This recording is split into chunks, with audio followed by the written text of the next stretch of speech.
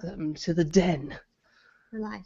We're live. We're live. We're live, dude. Can they see my crossed leg? They can. Hi, everybody. Well, we don't. Yeah. Oh, okay. That was me pointing to the live on air. Hi, everyone. This is Kiva Leatherman. I'm here with Brian Switchko, and we are with Kaleidoscope Publishing. And this is really just a fun, impromptu opportunity to ask us questions, to hang out, sit by the fire, watch Matt sneak off with the barbecue potato chips, and all other sorts of exciting things that are happening here.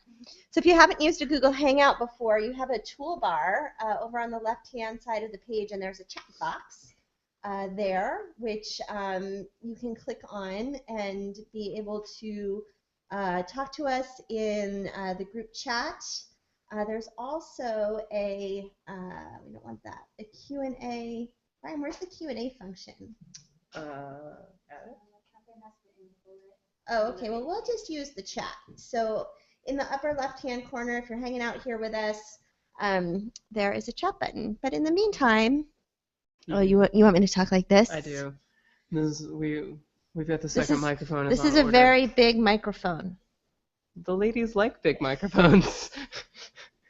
So in the meantime, what do you want to chat about tonight, Brian? Well, I would like to chat about product launches because I have seen and heard a lot of different things, and I think that it's interesting because a lot of people go by different formulas. PLF, I think that it's been kind of the prevailing one for a while. But a lot of people are kind of like showing personality now, and I think it's really interesting how people are really just like kind of finding their own way and making it up and then seeing results. Yeah. And not telling other people that that's what they have to do. Right.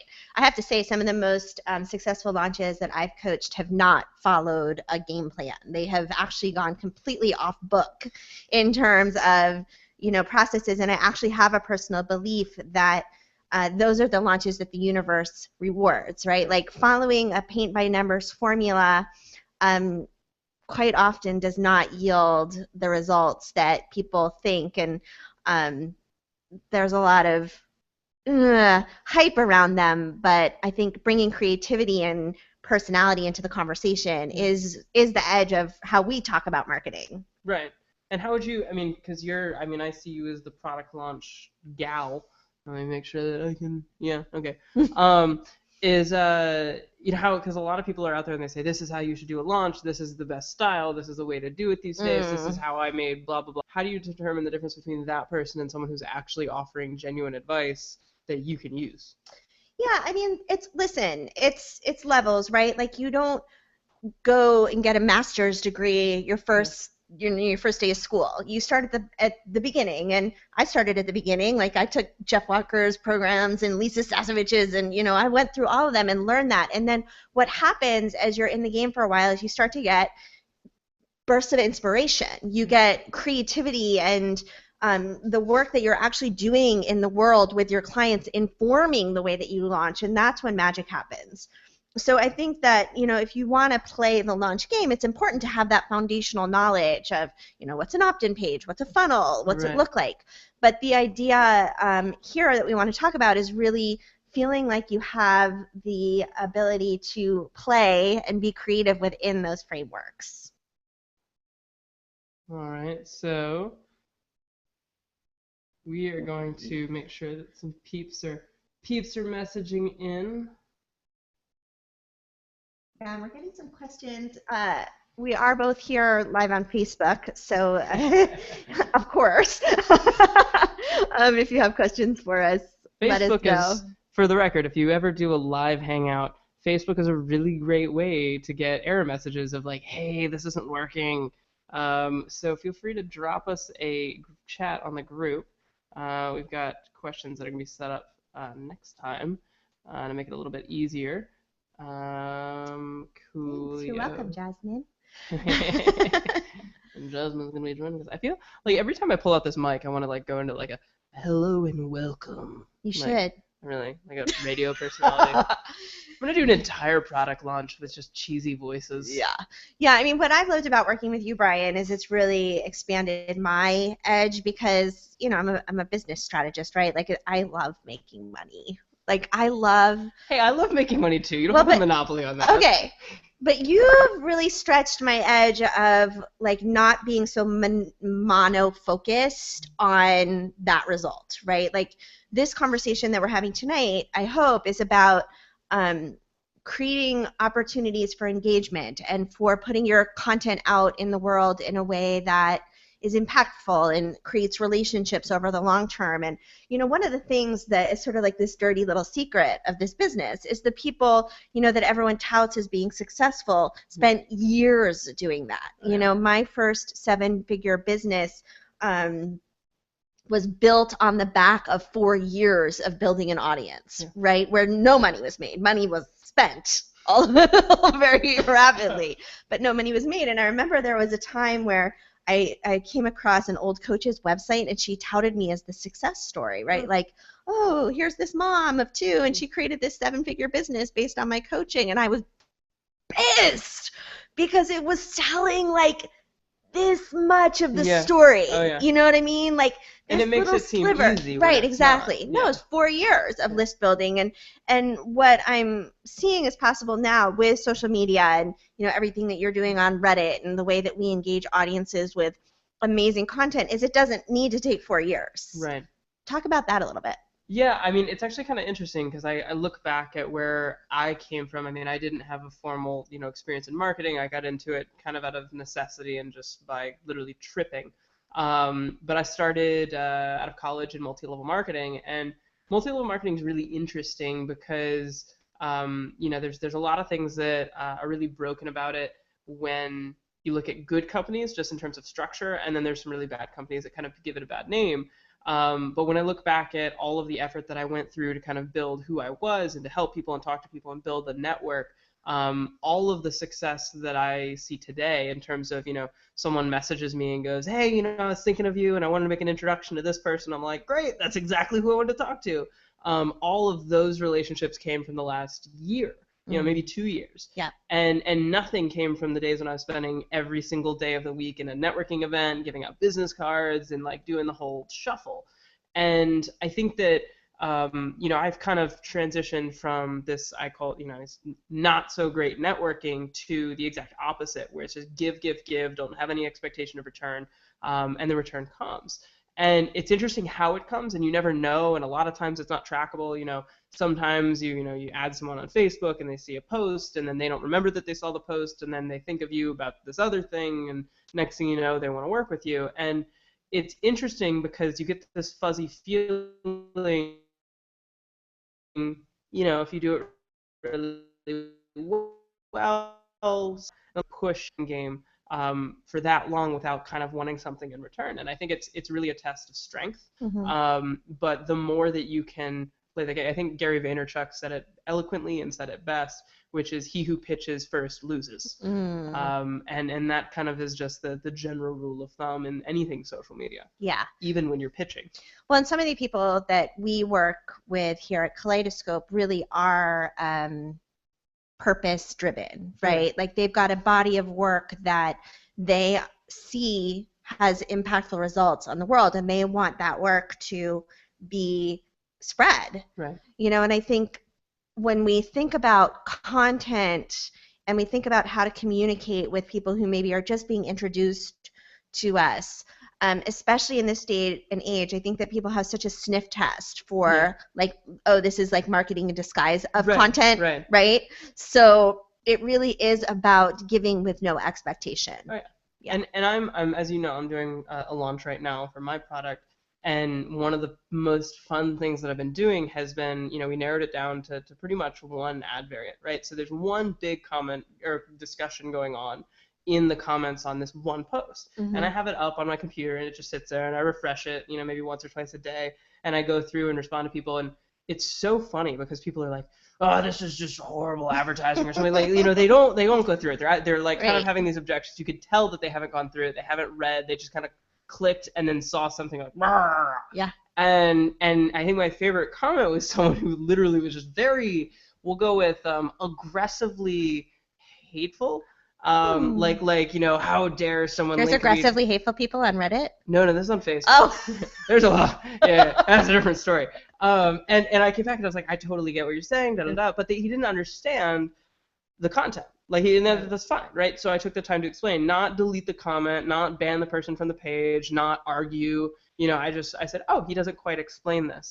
So, I went through, and it was funny because the next comment was, oh, okay, well, I'll definitely take a look at it then. And someone else commented, like, wow, like, how did you I just saw. And it's all about just like realizing that everybody's coming from a place, and you have to kind of see like where they're coming from and address them there, not just be only concerned about where you are and what you want, and then come at them. And it was all like value oriented. People ask questions about the product, and I'm not well, you'll find out at this date, or you gotta pay to get in. It's like, no, I'm gonna answer questions, and that's gonna make people want the content more, even if they go, well, what's on page 3? They're like, well, page 3 is going to be a picture of a banana or whatever. And then they're going to be like, oh, my God, I want to see all the other pictures you have of fruits. And, and it can't just be a banana. I should now put a picture of a banana on page 3. But, yeah, I mean, it's all about relationships. And I'm realizing, okay, we're good. So ask us questions. I'm like, part of me is. Say that. So you guys, if you're with us here on Google Hangout, what you can do is in your upper left-hand corner, there's a chat box and a group chat function there. And talking to this.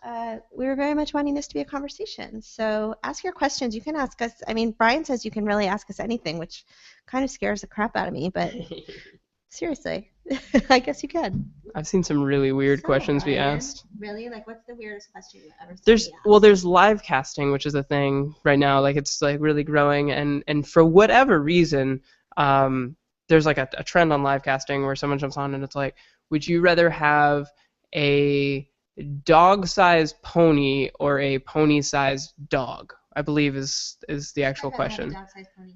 Yeah, I think most people go for the dog-sized pony. It's a fucking pony. It's adorable. Yeah.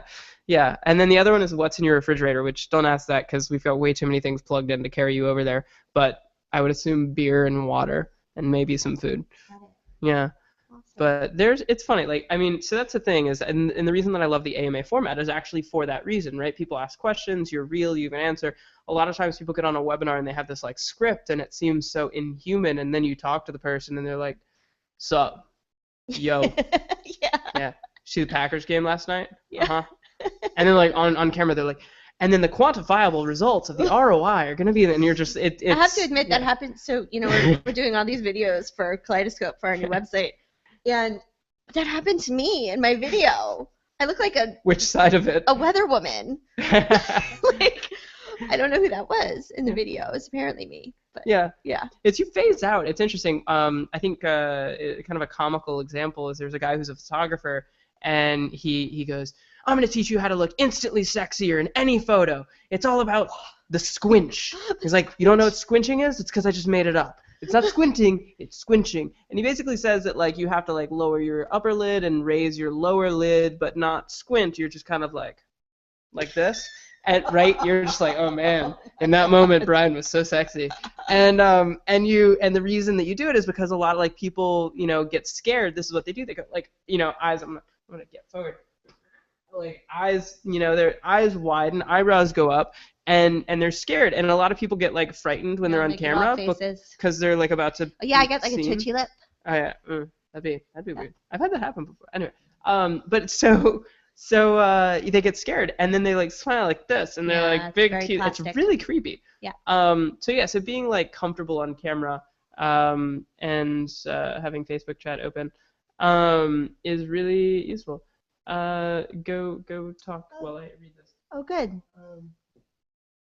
Why? Okay, you mentioned it. I can read that from here because I have better eyesight than you, even though I'm old. Yeah, I don't like that attitude.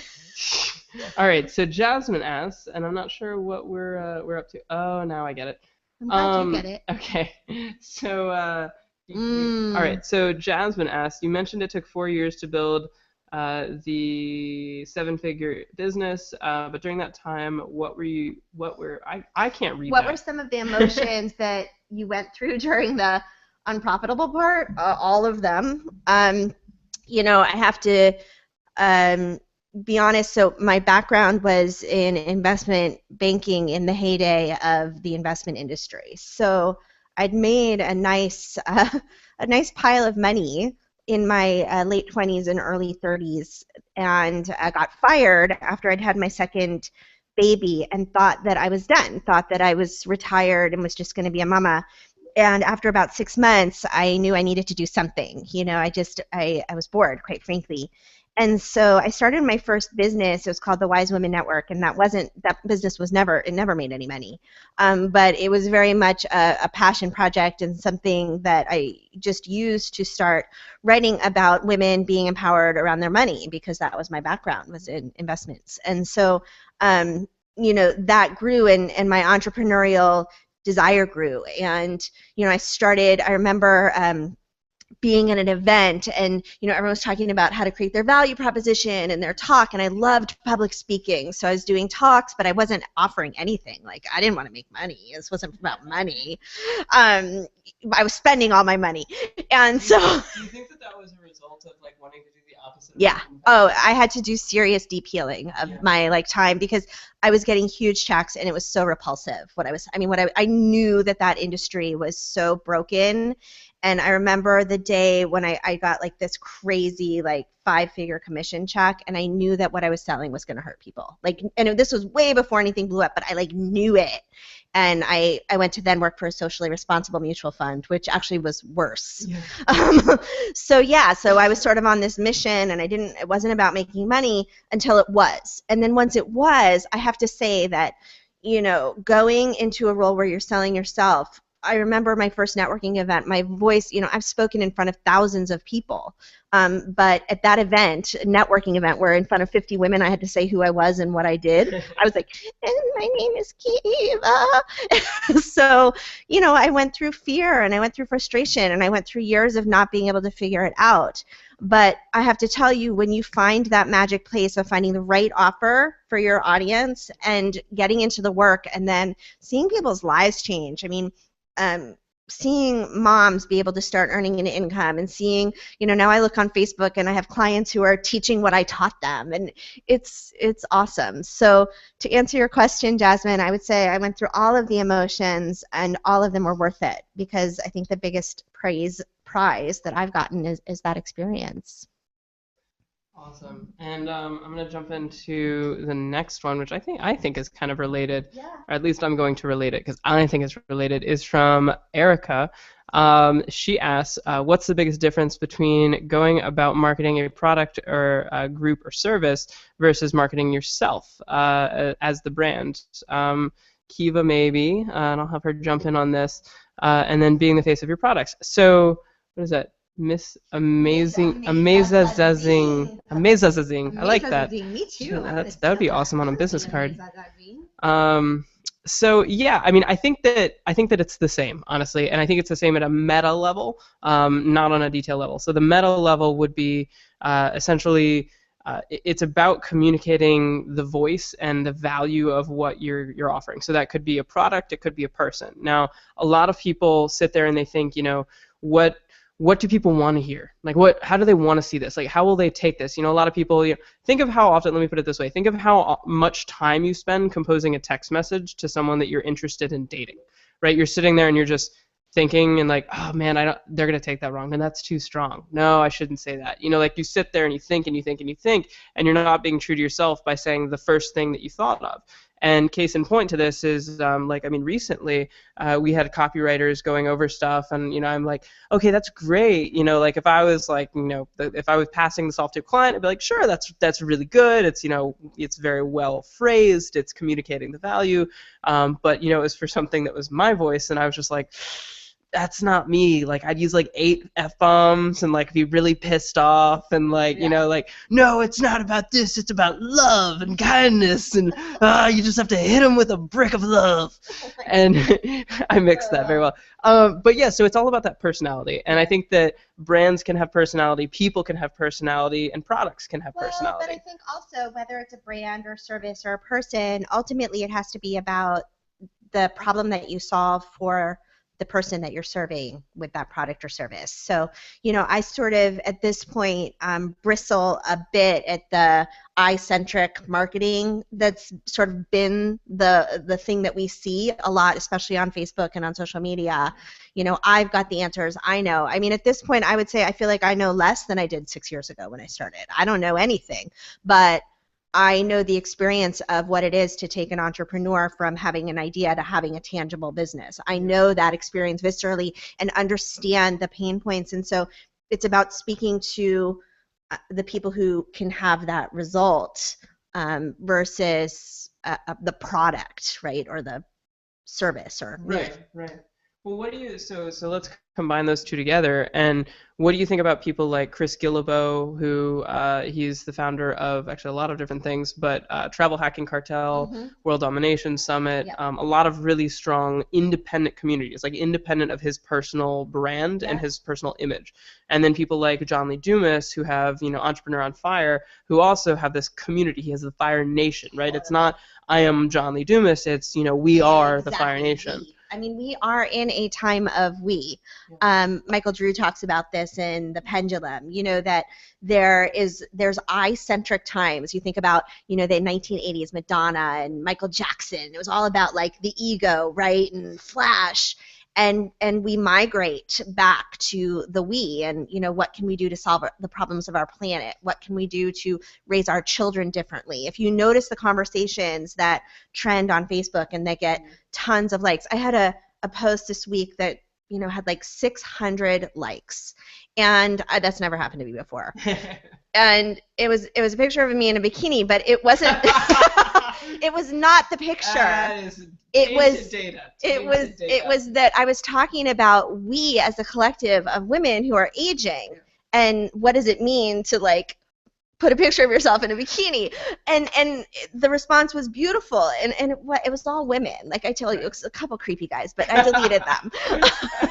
So it is a time where talking about what you stand for and what you stand against brings people in, invites them to engage, and God love communities, right? Like this is what we want. And I think that that's a really awesome segue, both to another thing and also the next question. Awesome. I've loved this for ages, but George Takei's documentary. It's called To Be Takei. It's on Netflix. It's awesome. And I'm watching through that, and I didn't know that much about his story, and so I'm like, oh my God, really? Like, I had no idea. And then it gets probably 3/4 of the way in, and it starts talking about his Facebook presence. And he has something like 8.5 million fans on Facebook. Every time you post something, no advertising, he gets something like 60,000 likes and 5,000 shares, and it's just ridiculous. Like if you haven't looked at it, go check out George Takei's Facebook page and just look at the content, look at how he engages with people and where the content comes from. It's always it's always, this is from a fan. Like that's how he does it. And in the documentary, one of the editors of Wired was commenting on it and said that, George Takei is polarizing, and he's willing to express his full views, knowing that he might alienate some of his fans because his views are different than theirs, but because he does that, it makes them trust him more because they know that he's telling the truth and he's being honest. That's right. And the next question is from Joshua, which is asking if you could improve one thing about the world, what would you focus on? And my answer to that, which I'm curious to hear Kiva's answer, but my answer to that is 2 words, which are two of my favorite words, which are fuck apathy. And I think that so many people. That's the overarching theme. That's the overarching theme. I think that so many people dull themselves down to be more society friendly, and they're not willing. If you don't stand for something, then you'll fall for everything. And I think that is a lot of people get caught behind that, especially when they're starting to do a personal brand and to some degree a startup. So I'd love to hear your thoughts on that. Oh my gosh, one thing. I've just, from the beginning, the thing that has motivated me and kept me moving from one crazy thing to the next has been the idea that as a woman, I can be a powerful leader and be super effective in my career and be with my kids, raise them with consciousness. And you've been in my house, you see the craziness. It's not a peaceful. I still can't tell if they're like like 40-year-olds in like 10-year-old bodies. Like, Right. I don't quite understand this. Yeah, so it's exactly that. It's raising humans while doing nothing to diminish my own humanness. You know, that I can be as big and powerful and self-expressed as possible as a woman, and that they can be as big and powerful and self-expressed as children, and no one's compromising in our house. Like, there's no compromise. So that's mine. So that nobody would. That would be what I would change. Nobody would compromise. So no compromise. Right. So what happens, and I'll have you give two examples, both in your household with your kids and in the company that we work with, Kaleidoscope. What happens when Which there's ones no are the compromise? kids? Let's start with the kids. Let's start with the biological kids. I mean, it's a lot of keeping commitments, because they have needs, as you know. It's also a lot of like I do multitask. You know, I know there's a lot out there right now about not multitasking, being 100% present in what you're doing. And as a working mom, quite frankly, that is just not freaking possible. And women are biologically more capable of multitasking. I hear this because we have more neural connections. Yep. Yeah, so, you know, and God love technology, right? Like, I can be in communication with our entire team on my iPhone while climbing last week the hugest snow pile that you ever saw in your life in April. So, you know, it really is a function of life becoming work, becoming play. Yeah. You know, our work is so fun. Our team is so fun. Like, who wouldn't want to do this all the time? Absolutely. Yeah, and the kids love it too, right? Like, they know, they're like, oh, you're on the phone with, you know, like, they know our clients, and they know you, and they know our whole tribe here, and they love it. They feel like they're part of the family, part of the mission. That's awesome. Yeah. And I'm very glad, and I'll do a shout out to Charlotte, that she did not get me sick the last time I was there, because sharing is caring, but in that case, not so much. I miss Charlotte. And Miles. Can I say your kids' names on, like... You guys are famous now.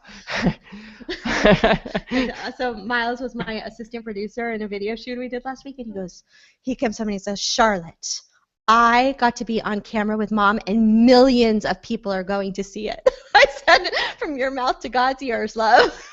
That's awesome. It's so funny. I always wonder, like, I mean, I love going. So one of my favorite things to do, this is kind of a side note, because it's not a question, but we'll get to that question in a second.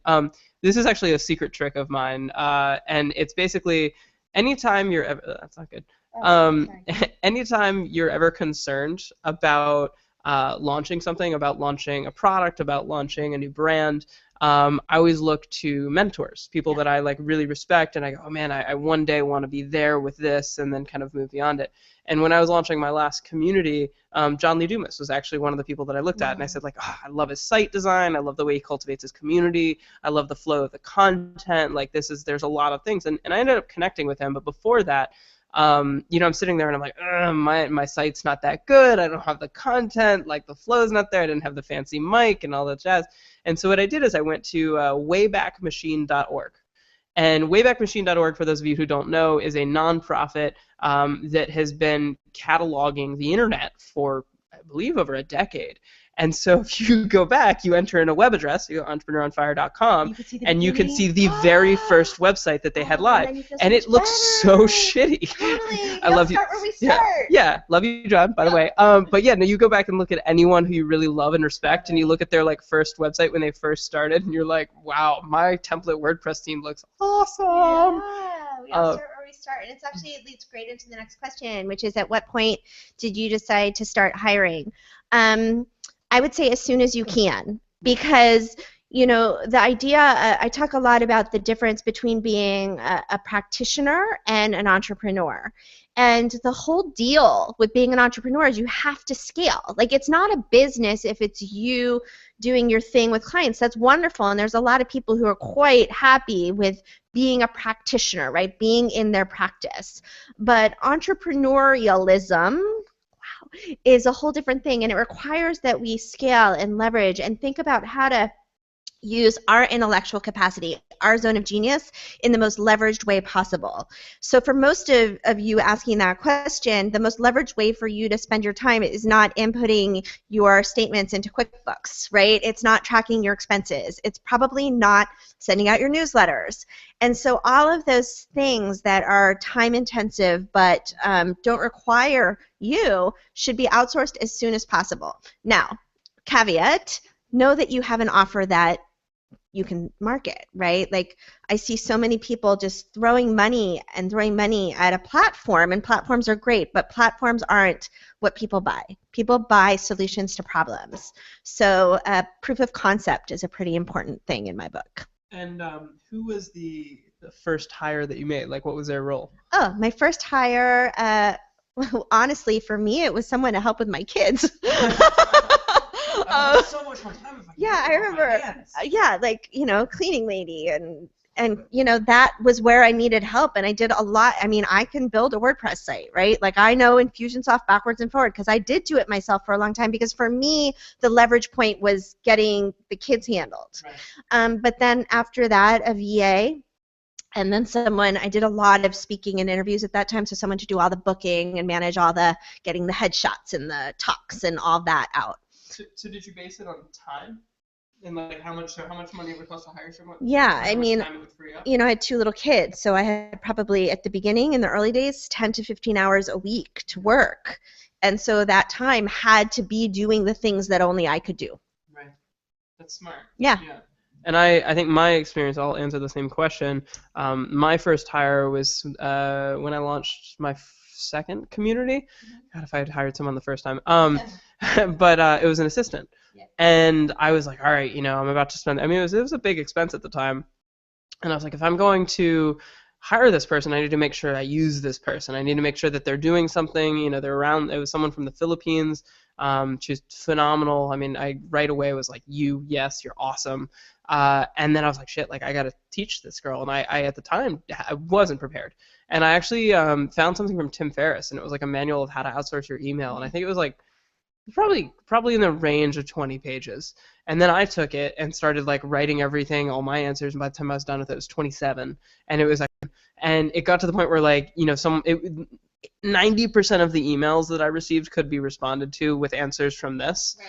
And immediately I had probably 60-70% more time. And I was like, whoa, like what do I do with my time? And then I didn't know what to do because I had so much extra time. It does kind of freak you out. I have to say, there is this sort of like, right, we get this pleasure in being overwhelmed and overcommitted. There's like, oh, I am amazing. I can do 97,000 things at once, and look at my calendar. It looks like the Great Wall of China. There's like this, like, right? But then you start outsourcing the stuff, and then you're kind of like, oh, shoot, like, what do I do now?